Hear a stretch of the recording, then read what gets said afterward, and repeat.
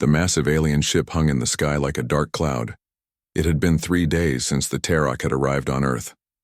Their ship, shaped like a pointed oval with strange markings along its sides, had caused panic at first. But soon, the world learned that these aliens wanted to talk, not fight. Tay stood quietly at the back of the meeting room. He was not meant to speak today. As a forest ranger from a small town in Korea, he felt out of place among world leaders and scientists. But Earth needed people who understood nature and hunting for this meeting, so here he was. The Terok were tall beings with thick gray-blue skin that looked like armor. They stood nearly 8 feet tall, with 4 arms and eyes that glowed yellow in the dim light. They were warriors from head to toe with scars they showed with pride. Commander Krell, the leader of the Terok group, stepped forward. His voice was deep and seemed to rumble through the room. "We are pleased with these talks," Krell said through the translator device. "Our peoples have much to share. Tomorrow we invite your representatives to our outpost on the neutral planet. There we can show you more of our ways." The human diplomat, a woman named Kyung, nodded. "We accept your offer. Our team will be ready at sunrise."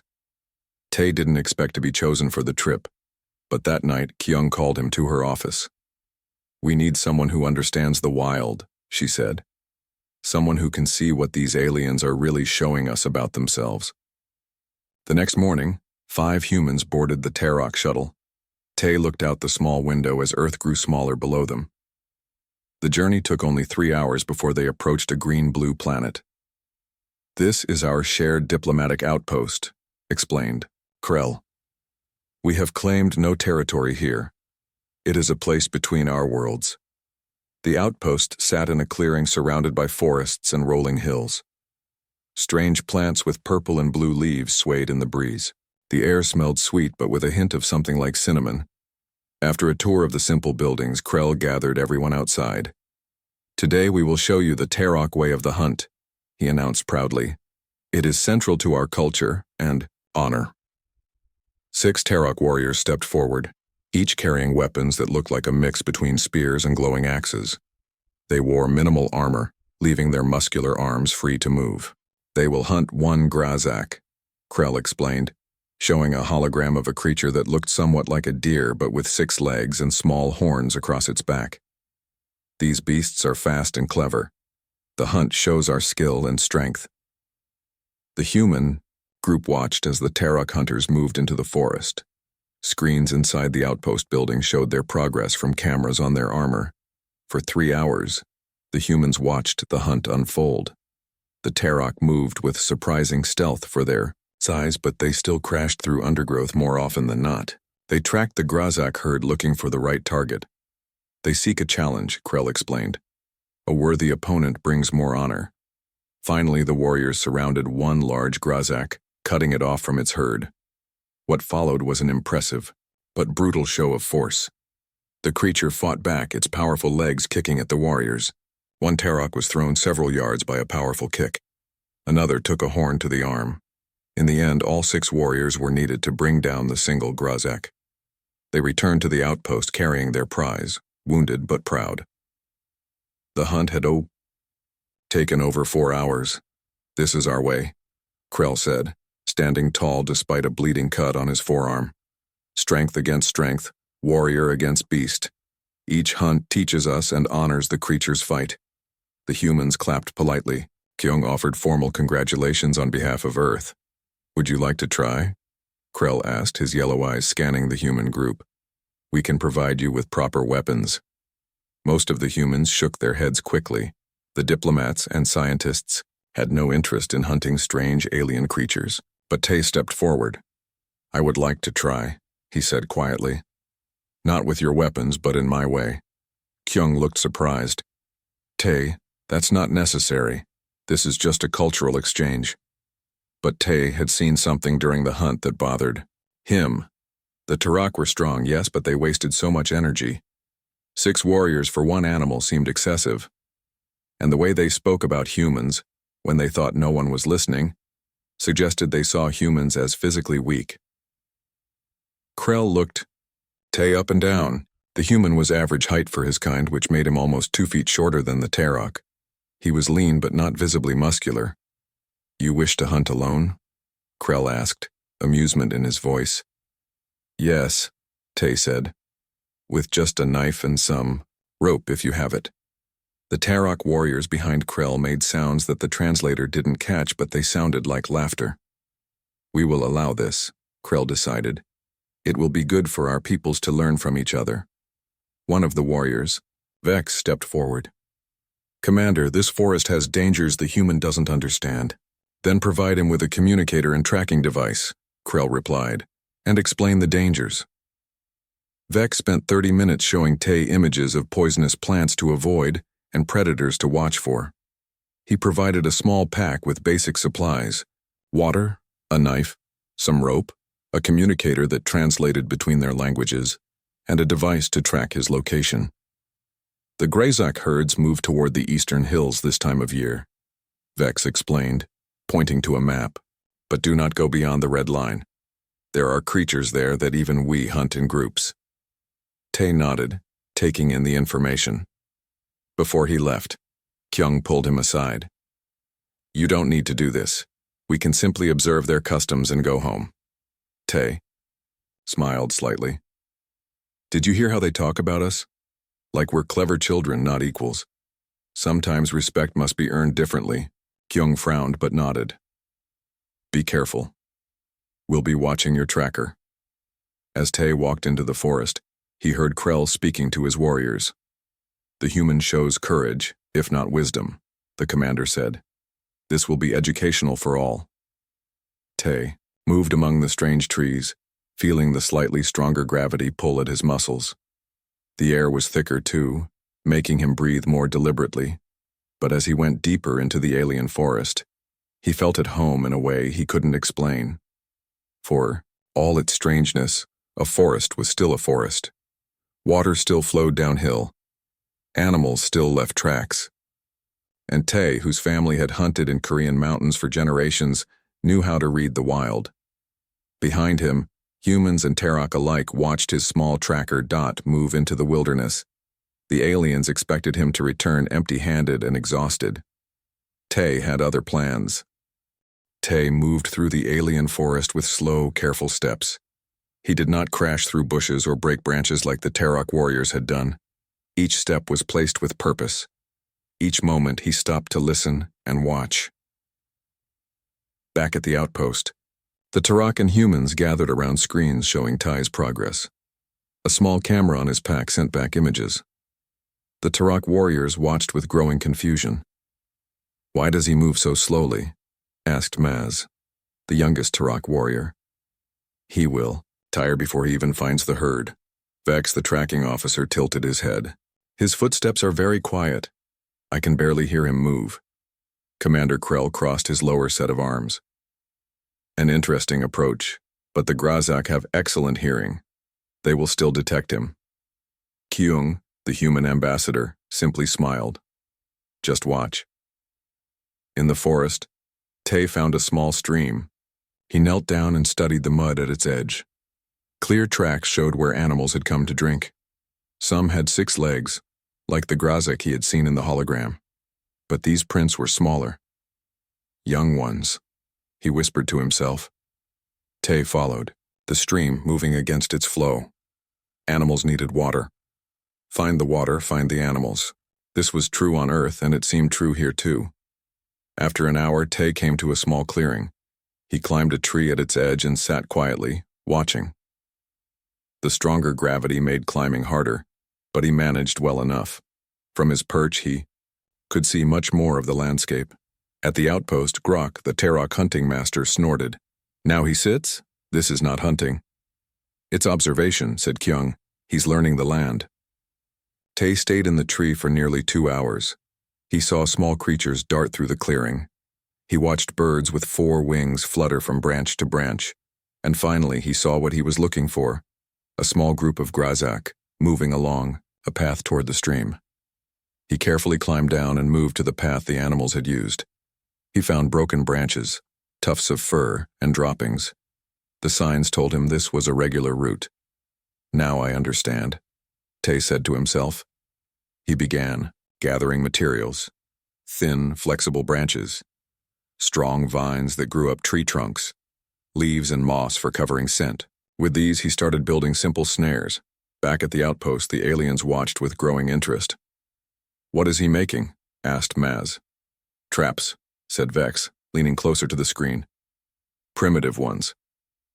"They will never hold a Grazak," scoffed Grok. "Their legs can snap such small branches." Tay placed his snares carefully along the path, hiding them under leaves. Then he moved downwind and found another tree to climb. Again, he waited. "Your human is very patient," Commander Krell said to Kyung. "But patience without strength accomplishes little." "Patience is its own kind of strength," Kyung replied. Hours passed. Some of the Terok warriors grew bored and left to eat or train. But Krell, Vex, and young Maz remained, watching the screens with Kyung and the other humans. The sun of this alien world began to set, casting long shadows through the forest. Tay had not moved from his spot in the tree. His stillness was impressive, even to the Terok. Then came a sound of thrashing and distress. One of the Grazak had stepped into a snare. It kicked and pulled, but the more it fought, the tighter the snare became around its leg. Tay moved quickly now. He climbed down the tree and approached the trapped animal with his knife ready. The Grazak saw him and tried to run, but it was held fast. Tay spoke softly to it in Korean, his voice calm and steady, even though the creature couldn't understand. He moved closer, knife ready. The Grazak kicked out with its free legs, nearly hitting him. Tay jumped back, then circled around. The animal was scared and angry. At the outpost, everyone leaned forward, watching intensely. "He is too close," said Vex. "The beast will kick his head off." But Tay had a plan. He picked up a long stick and broke off its end to make it sharp. With this, he poked at the Grazak from a safer distance, distracting it. When the animal turned to attack the stick, Tay moved in from behind. With one quick, clean motion, he cut the Grazak's throat. The animal struggled briefly, then fell still. Tay waited a moment, then approached and placed his hand on the creature. "Thank you for your life," he said quietly. A hunter's prayer from his homeland. The Terok and humans at the outpost sat in silence. "One kill," said Commander Krell finally. "Less impressive than our hunt, but respectable for a human alone." "He's not done," said Kyung. Instead of heading back to the outpost, Tay began field dressing the Grazak. His movements were practiced and efficient. He removed parts that would spoil first, saving the best meat. What he couldn't carry, he hung, high in a tree. Then, instead of returning, Tay found a sheltered spot between tree roots. Night was falling. He gathered dry material and, using a small fire starter from his pack, built a tiny fire, just enough for warmth, not big enough to attract attention. "He stays in the forest for the night?" Maz asked, surprised. "The human shows unexpected endurance," admitted Grok. As darkness fell, Tai ate a small piece of cooked Grazak meat. The taste was strange, but not unpleasant. Then he put out his fire and climbed into a tree to sleep, tying himself to the trunk with rope so he wouldn't fall. At the outpost, Kyung explained, "Humans evolved as persistence hunters. We're not the strongest or fastest, but we can keep going, for a very long time." "A strange method of hunting," said Krell, "but I begin to see its merits." The next morning, Tay woke before dawn. His muscles ached from the stronger gravity, and he had scratches on his arms from branches. But he moved with purpose. He checked his other snares, finding them empty. With careful hands, he reset them. Then he retrieved the meat he had saved and continued deeper into the forest. On a high ridge, he found fresh tracks. A larger herd had passed this way. Tay found a hidden spot and waited again. But this time, he did something the Terok didn't expect. He pulled out pieces of bark and began rubbing them together, creating a sound that mimicked the Grazak's call that he had heard the day before. Vex's eyes widened. "He's calling them." Tay repeated the call several times. Then he waited. 20 minutes later, a young Grazak appeared at the edge of the clearing, curious about the strange sound. Tay was downwind, hidden behind bushes. The Grazak couldn't see or smell him. It moved further into the clearing, still looking for the source of the call. With slow, deliberate movements, Tay raised his makeshift spear, a straight branch he had sharpened with his knife. He took aim, his muscles tensed, and threw. The spear struck true, hitting the Grazak in its side. The animal bolted, but Tay was already running after it. The chase had begun. "Now he hunts like us," said Maz with excitement. "No," said Commander Krell, watching carefully. "Not like us at all." The wounded Grazak ran through the forest, leaving a trail of blood drops on leaves and ground. Tay followed at a steady pace. He did not sprint. He did not rush. He kept the animal in sight when possible, but when it disappeared, he followed its trail without panic. "Why doesn't he run faster?" asked Maz, watching the screens back at the outpost. "The prey will escape." "I don't think that's his plan," said Vex, the tracking officer. His yellow eyes narrowed as he studied Tay's movements. Kyung smiled slightly. "Just wait." The Grazak ran hard for nearly a mile, then slowed. The wound in its side was not instantly fatal, but it bled steadily. The animal's breathing became labored. It stopped at a small clearing, sides heaving, legs trembling. Tay slowed his approach. He moved carefully from tree to tree, making almost no sound. The Grazak was hurt and afraid, which made it dangerous. One kick from those powerful legs could break bones. "This is taking too long," complained Grok. "A true hunter would finish it quickly." "All hunting requires patience," Kyung replied. "Humans just take it further." As Tay crept closer to the wounded animal, a new sound echoed through the forest. A deep rumbling growl that made the leaves shake. The Grazak's head shot up, its ears twitching in fear. From the right side of the clearing, a massive creature emerged. It walked on 4 legs like a cat, but each paw had 6 claws.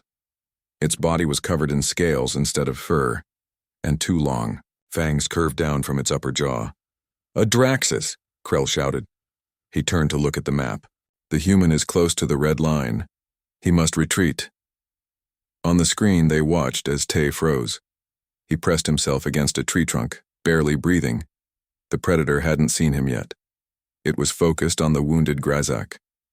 The Grazak tried to run, but it was too weak from blood loss.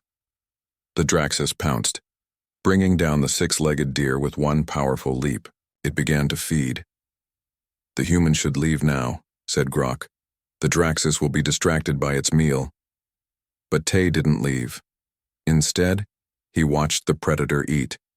He studied how it tore at the meat, which parts it ate first, how it used its claws and teeth. His eyes missed nothing. When the Draxus finished its meal, it dragged the remaining carcass toward a stand of dense trees. Tay waited until it was gone, then moved to examine what remained of the Grazak and the tracks the predator had left. "What is he doing?" asked Vex. "That was his kill."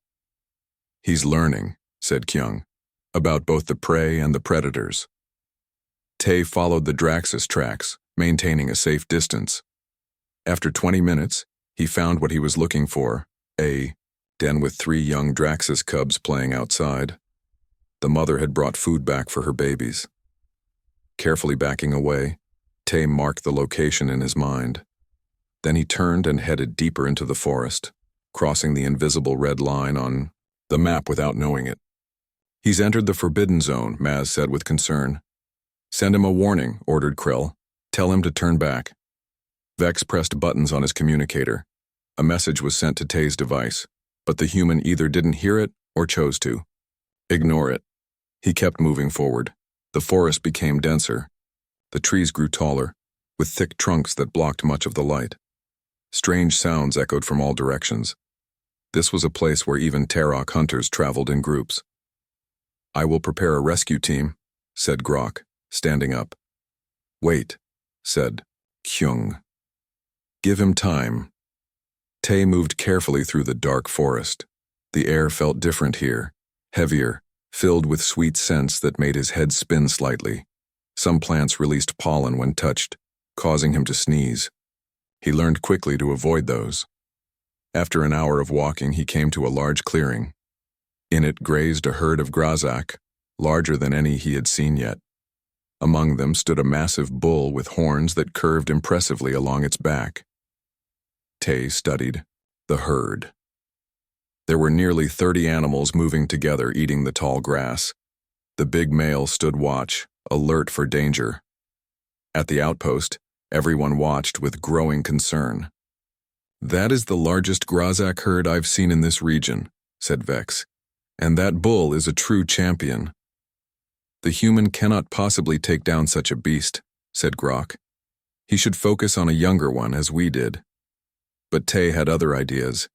He spent the next 2 hours watching the herd, learning their patterns. The big male patrolled the perimeter, while females and young stayed toward the center. When one animal started moving in a particular direction, others would follow. Then Tay got to work. He gathered branches and vines. He dug small holes and covered them with leaves.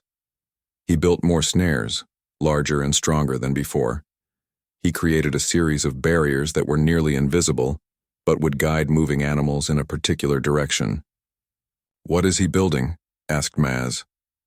"A trap system," said Vex with growing respect. "He's creating a funnel." As the sun began to set on the second day, Tay finished his preparations. Then he climbed a tall tree at the edge of the clearing and made the Grazak call again.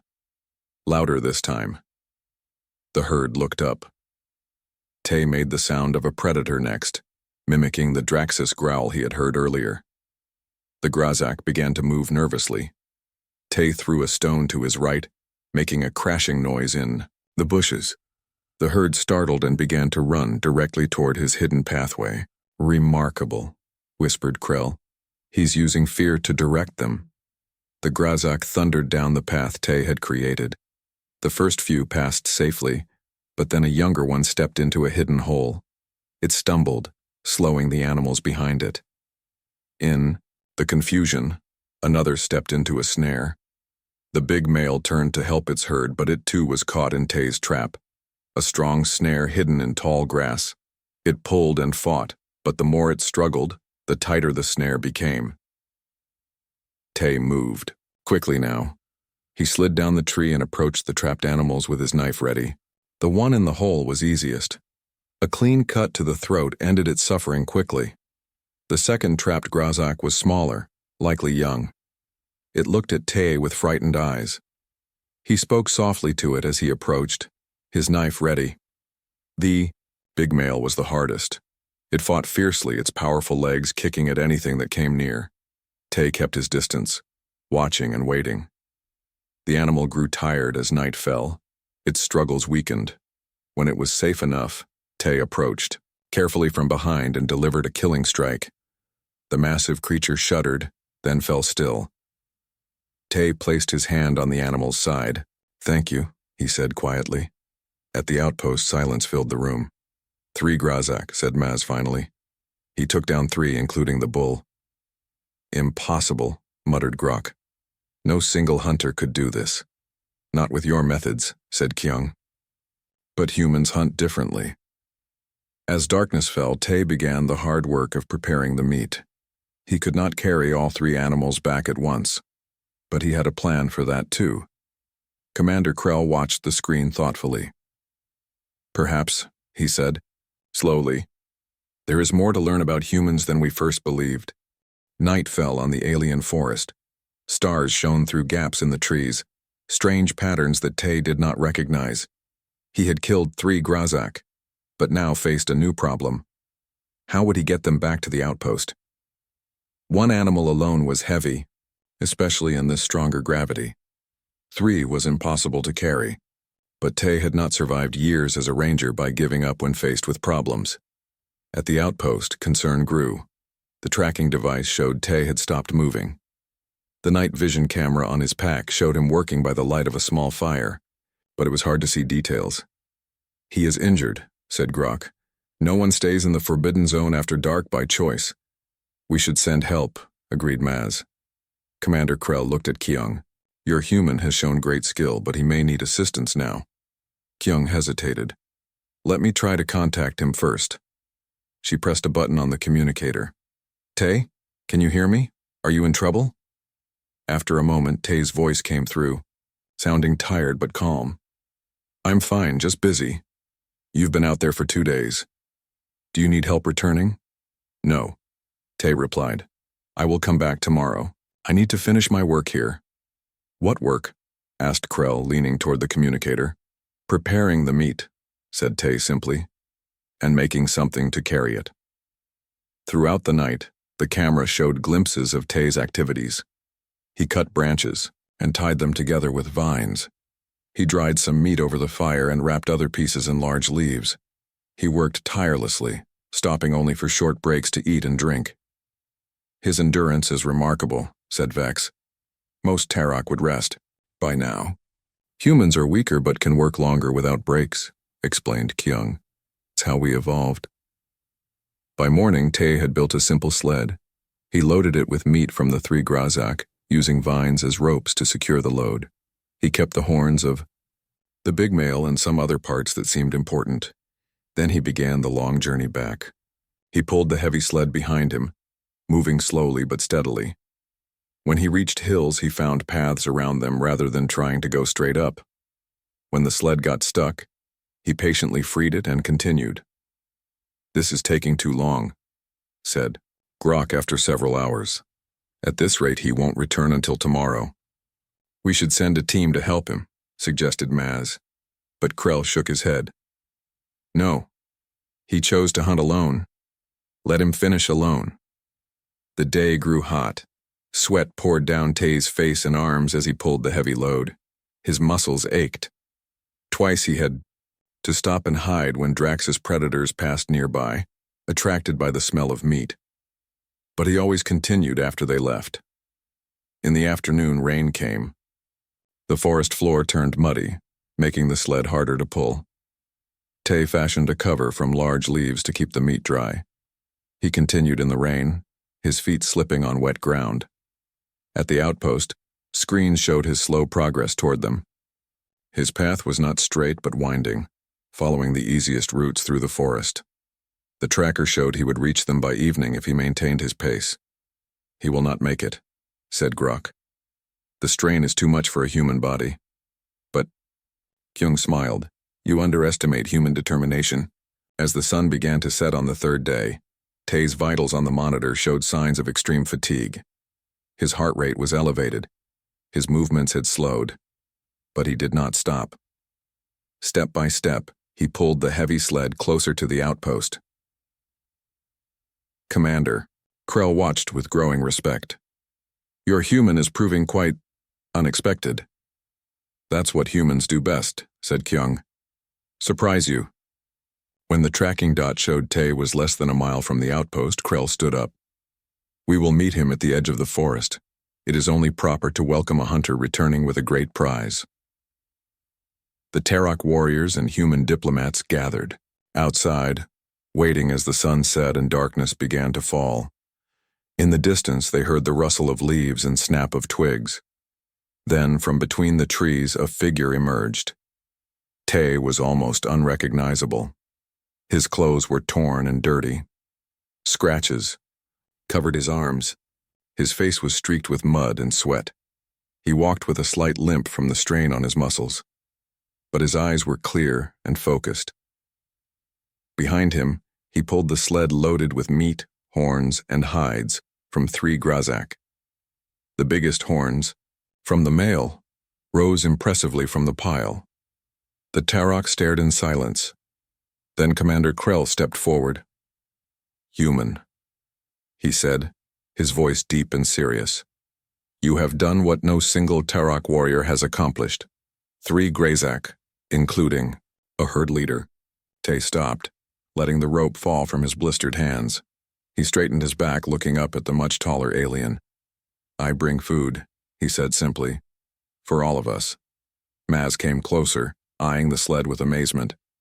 How did you kill the big male? Its horns could pierce armor. I didn't fight it, said Tay. I guided it to where I wanted it to go. Then I trapped it. Guided? Trapped? Grok seemed confused. But where is the honor in not facing your prey directly? Tay thought for a moment, searching for simple words to explain. The honor is in using what you have wisely. Humans are not as strong as Tarok. We cannot win the same way you do. So we find different ways. Commander Krell studied the human closely. You used the forest itself as your weapon. Yes, said Tay. And I watch the animals to learn how they think. I use their own habits to hunt them. The other humans approached now, Kyung leading them. She smiled at Tay with pride. Well done, she said quietly.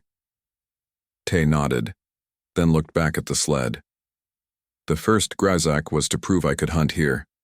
The second was to show it wasn't luck. The third, he paused, looking at Commander Krell. The third was to share with our new friends. A murmur ran through the Tarok warriors. This was not what they had expected from a human they had seen as weak. Offering meat from a successful hunt was a sign of respect in many cultures, including their own. Commander Krell stood silent for a long moment. Then he placed one of his four hands on Tay's shoulder, careful not to use too much pressure on the smaller human. Tonight, he announced, we will feast together. And perhaps, he added, looking around at his warriors, we will learn from each other's ways. Flames danced high into the night sky as the Tarok built a massive fire in the center of the outpost grounds. The smell of cooking meat filled the air. Tarok warriors and human diplomats gathered around, watching as Grok supervised the preparation of Tai's catch. Tay sat on a bench, his muscles sore but his face peaceful. A human doctor had treated his cuts and given him medicine for the pain. Kyung sat beside him, speaking quietly. You've done more for human-Tarok relations in 3 days than our diplomats did in 3 weeks, she said. Tay shrugged. I just hunted, in the way my father taught me. The way his father taught him. Commander Krell approached, his large form casting a shadow over the two humans. In his hands he carried 2 cups of a steaming liquid. Drink, he said, offering them to Tay and Kyung. This is Sarka, a special drink we share only with those we respect. Tay accepted the cup with both hands, a sign of respect in his own culture. The liquid was bitter but had a sweet aftertaste. Warmth spread through his tired body as he drank. Have questions, said Krell, sitting across from them.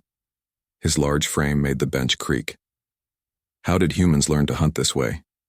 Tay thought for a moment. Long ago, before we had weapons, humans were not the strongest animals on Earth. We could not run as fast as our prey. We did not have sharp claws or teeth. Then how did you survive? Asked Maz, who had joined them, curious to hear the story. Had 3 things, Tay explained, holding up fingers as he counted. Our minds, our ability to work together, and our bodies that could keep moving when other animals needed to rest. He took another sip of the Sarka before continuing. We would chase animals in the hot sun. They would run fast, but they had to stop to cool down. We would keep coming, slowly, hour after hour. The animals would run again when they saw us, then stop again when tired. Eventually, they would be too exhausted to run anymore. Persistence hunting, said Vex, nodding. I've read about this in your Earth data, but that was primitive. You have advanced weapons now. Yes, agreed Tay. But the old ways still work, and they teach us important things. What things? Asked Krell. Patience, observation, understanding how other creatures think and live. Respect for what we hunt, said Tay. These are useful even with modern technology. Grok approached, carrying plates of cooked Grazak meat. The feast is ready. Everyone gathered around the fire. Krell stood and raised his cup high. Today we honor a successful hunt, he announced to all present, and we recognize that there are many ways to show strength. The Tarok warriors pounded their chests in approval. Then everyone began to eat. The Grazak meat was rich and flavorful, especially the portions from the big male which Krell insisted Tay should have first choice of. As they ate, Tay noticed young Maz watching him closely. You have a question? Tay asked. Maz seemed hesitant but finally spoke. Would you teach me your way of hunting? A murmur ran through the Tarok warriors. Asking to learn from another was a sign of great respect in their culture. Would be honored, said Tay. But only if you will also teach me your ways. Maz's yellow eyes widened in surprise. You want to learn Tarok hunting methods? But you already proved your way is successful. Every way of hunting has value, said Tay. I do not know everything. I can learn from you too. Commander Krell nodded, approvingly. This is wisdom. Different strengths combined make us all stronger. As the night continued, Tarok warriors and human diplomats shared stories around the fire. The barriers between them seemed smaller now. Tay listened more than he spoke, learning about Tarok history and culture through their hunting tales. Later, as the fire burned lower, Kyung found a moment to speak privately with Commander Krell. This changes things between our peoples, doesn't it? She asked. Krell looked at the sky, his forearms crossed over his chest. When we first saw humans, we thought you were lesser beings, physically weak, dependent on technology, not worthy partners for the Tarok. He turned his yellow eyes to where Tai sat, now surrounded by young Tarok warriors asking questions about earth hunting methods. We were wrong, Krell continued. Your kinds of strength are different from ours, but they are real. Perhaps together we can become more than either of us would be alone. I believe so, said Kyung. This is just the beginning. The next morning, preparations began for the return journey to Earth. The remaining Grazak meat was preserved, including special portions for Earth scientists to study. The horns of the big male were mounted and presented to Tay as a gift. Before boarding the shuttle, Tay walked to the edge of the forest one last time. He looked at the alien trees and strange purple plants, remembering the challenges and discoveries of the past 3 days. Maz approached him. I will visit Earth soon. You will show me your forests there? Yes, said Tay. And next time we hunt, here, we will go together. Commander Krell's voice boomed from the shuttle. It is time to depart. All humans aboard. As the shuttle lifted off, Tay watched the outpost grow smaller below them. The Tarok warriors stood in formation, their forearms raised in a salute of respect. What are you thinking? Asked Kyung, sitting beside him. I'm thinking that sometimes the best way to connect with others is not through words, said Tai, but through actions that show who we truly are. You've opened a door between our species that might have remained closed for years, said Kyung. The Tarok value strength above all else. You showed them that humans have our own kind of strength. Tay smiled slightly. I just did what I know. How to do. Hunt, survive, share. Sometimes that's enough, said Kyung. Simple things often make the biggest difference. As Earth grew larger in the viewport, Tay fingered the small carving Maz had given him. A human figure standing beside a Tarok warrior, each holding a spear, equals despite their differences. Two species from different worlds, brought together by the oldest human skill, the hunt. Not through force or fear, but through respect earned and wisdom shared. Through understanding that different kinds of strength working together could achieve more than either alone. This was just the beginning.